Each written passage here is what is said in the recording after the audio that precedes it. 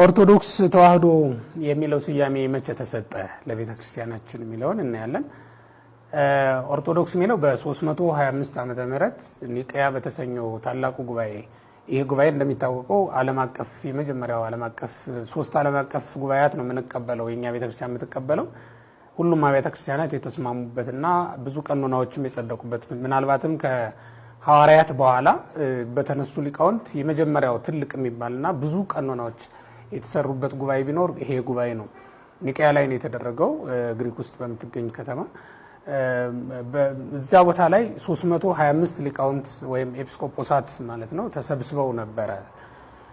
አራቱም መናብርት ይሄ ማለት በዓለም ላይ አራት መናብርት ነው ያሉት፣ አራት ሊቃነ ጳጳሳት ማለት ነው።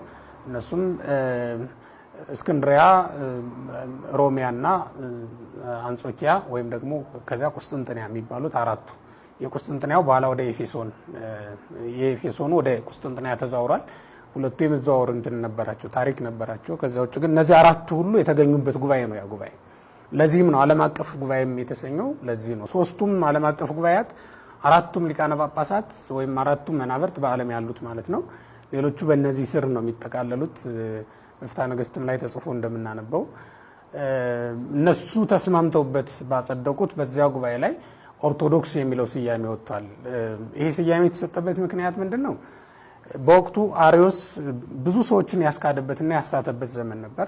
የአሪዮስ ትምህርት ቤተክርስቲያንን ክፉኛ አውኳት ነበር። በተለይ የእስክንድሪያን ቤተክርስቲያን በጣም እስከ መሰረቷ ድረስ ለማናወጥ ብዙ ጥረት አድርጓል። በኋላም ተወግዞ እንኳን ከተለየ በኋላ ተረፈ አርዮሳውያን የሚባሉት ብዙ ሊቃውንትን ብዙ ጳጳሳትን ያሳደዱና ያስገድሉ የነበሩበት ዘመን ነው ያ ዘመን።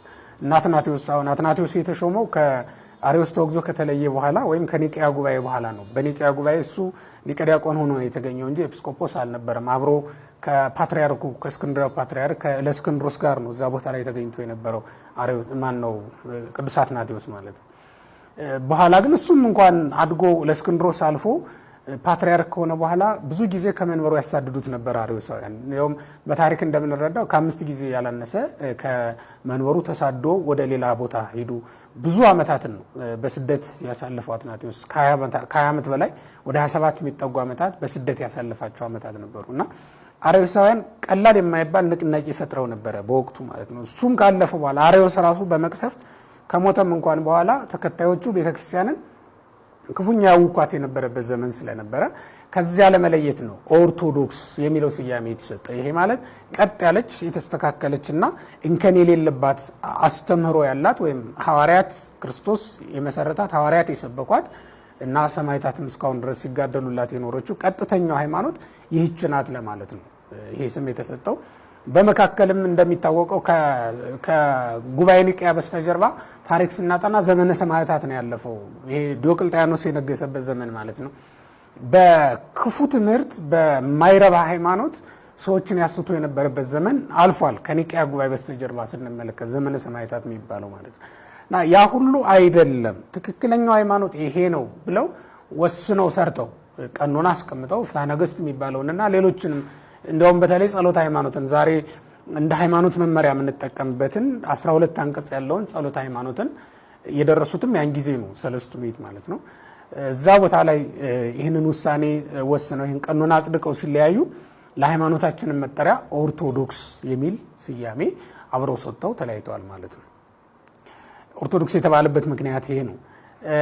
ተዋህዶ የሚለውስ መቼ ወጣ የሚለውን ስናይ በ431 ኤፌሶን ላይ ጉባኤ ተደርጎ ነበረ።